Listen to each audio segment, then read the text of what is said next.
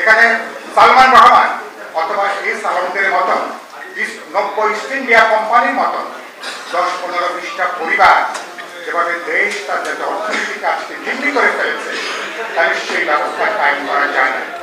এই কারণের জন্য বাংলাদেশের বাস্তবে কোনো রাজনৈতিক সরকার নেই, একটা দুর্বৃত্ত মাফিয়াদের একটা সিন্ডিকেট বাস্তবে বাংলাদেশের বিপুল সম্ভাবনাময় দেশটাকে আজকে তারা ধ্বংস করে ফেলেছে। আমি যেটা বলে শেষ করি, এর বিরুদ্ধে 7 জানুয়ারি গ্রামে নির্বাচন করে আবার তারা সরকার গঠন করতে পেরেছেন। কিন্তু ভারতের খবর তো ভালো কোনো খবর আসছে না। শুনেছেন 4 জুন ভারতে যে নির্বাচন হয়েছে, সেই নির্বাচনের ফলাফল নরেন্দ্র মোদীর হিন্দুত্ববাদী যে রাজনীতি, রাম রাজত্ব প্রতিষ্ঠার রাজনীতি, সেখানে মানুষ গ্রহণ করে। ভারতের সংবিধানে বহুত্ববাদী কাঠামো পরিবর্তনে তাদের যে নীল নকশা ছিল, মানুষ সেটাকে গ্রহণ করে এবং তার যারা হিন্দুত্ববাদী মুসলমান বিদ্বেষী উগ্র সাম্প্রদায়িক বিভাজনের যে রাজনীতি, ভারতের মানুষ সেটাকে তারা প্রত্যাখ্যান করেছে।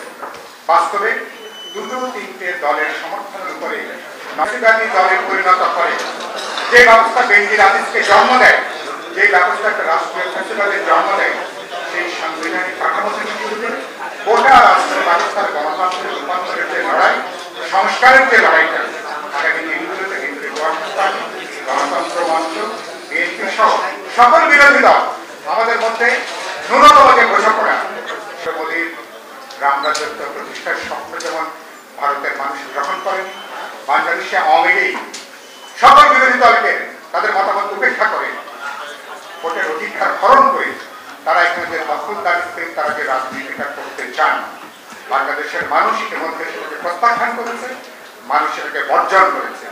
7 জানুয়ারি বিরোধী দলগুলোর ডাকে নির্বাচন প্রত্যাখ্যান এবং বর্জনের মধ্য দিয়ে মানুষের সরকার তাদের বিরুদ্ধে মানুষ যে একটা গণ অনাস্থা জানিয়েছে, বিরোধী দলের কাজ হচ্ছে সেই গণ অনাস্থাকে রাজপথে যে বাজার কর্মসূচি দিয়ে সেই মানুষের গণ অনাস্থার বহিঃপ্রকাশ ভোটটা তৈরি হয়েছে এবং 90-95% মানুষ এই সরকারের বিরুদ্ধে অবস্থান নিয়েছে। যারা আগামী নির্বাচনে অংশ নিয়েছেন তারা বাস্তবে ক্ষমতায় আছেন। যেটা বলে শেষ করব, একটা দুর্বৃত্ত মাফিয়াদের রাম রাজত্ব বাংলাদেশে চলছে। এখানে যদি কোনো গণতান্ত্রিক শাসন থাকে, আমাদের যে গণঐক্যটা গড়ে উঠেছে সেই গণঐক্যটাকে রাজপথে কর্মসূচি আকারে আগামী দিনে আমরা আমাদের সমস্যাটা বাড়াবো, আমাদের বোঝাপড়া বাড়াবো,